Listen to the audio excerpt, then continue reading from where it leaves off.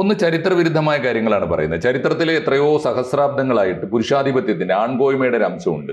എപ്പോഴും നമ്മൾ ഇര എന്ന് വിളിക്കുന്നത് പുള്ളിയുടെ ചരിത്രം എന്ന് പറഞ്ഞാൽ ഗൂഗിളാ മാഷ, അതിന്റെ അപ്പുറത്തൊന്നുമില്ല.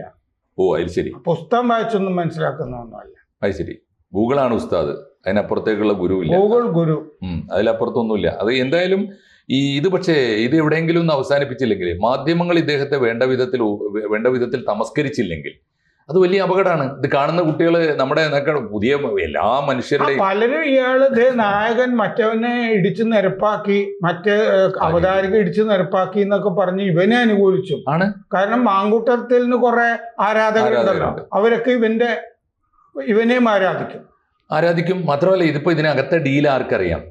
രാഹുൽ മാങ്കൂട്ടത്തിന് വേണ്ടി വാദിക്കാൻ ഒരാൾ പോലും, കോൺഗ്രസിൽ പോലും ഒരാൾ ഇന്നലെ മിനിഞ്ഞാന്ന് രാത്രി മുതൽ ആരും ധൈര്യപ്പെടൂലല്ലോ.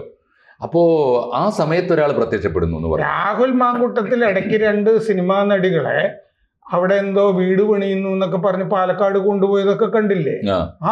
അതുമൊക്കെ കോൾ ഷീറ്റ് ആയിരിക്കില്ലേ? കൂടുതൽ വാർത്തകളും വിശേഷങ്ങളും നിങ്ങളിലേക്ക് എത്താൻ ABC മലയാളം സബ്സ്ക്രൈബ് ചെയ്യുക, ബെൽ ബട്ടണും അമർത്തുക.